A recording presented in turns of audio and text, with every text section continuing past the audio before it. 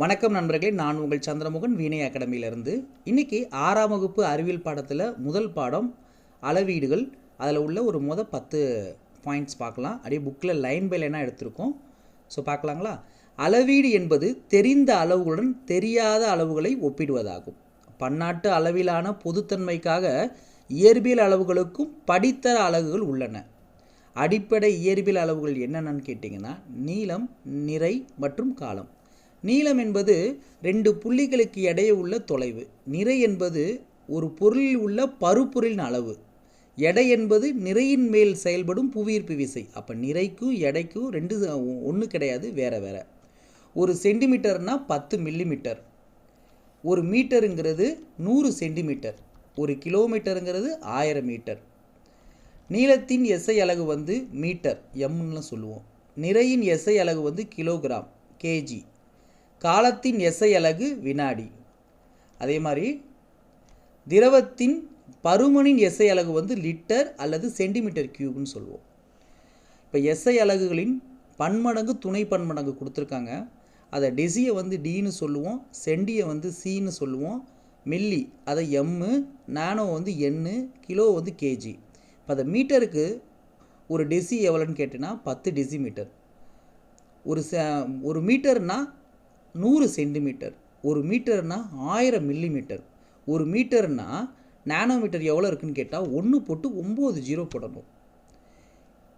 ஒரு கிலோமீட்டர்னால் எத்தனை மீட்டர்னு கேட்டால் 1000 மீட்டர். இதே துணை பன்மடங்கில் சொல்லணும்னா ஒரு டெசினா 10ல் 1 மடங்கு, சென்டினா 100ல் 1 மடங்கு, மில்லினா 1000ல் 1 மடங்கு, நானோனா கீழே பாருங்களேன் 1 போட்டு 9 ஜீரோ, அதில் 1 மடங்குன்னு சொல்கிறாங்க. ஞாபகத்தில் வச்சுக்கோங்க, 9 ஜீரோ. நானோனா 9 ஜீரோ போடணும். கிலோனா பன்மடங்கு எவ்வளோனா 1000. சரிங்களா?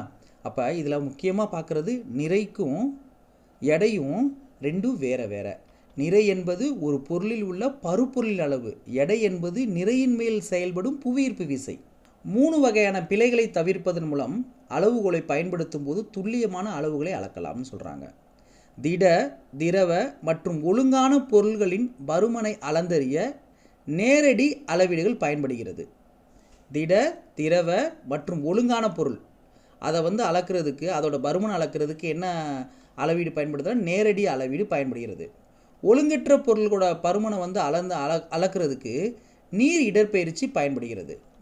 மின்னணு தராசை பயன்படுத்தி மிக துல்லியமாக எடை அளக்கலாம்.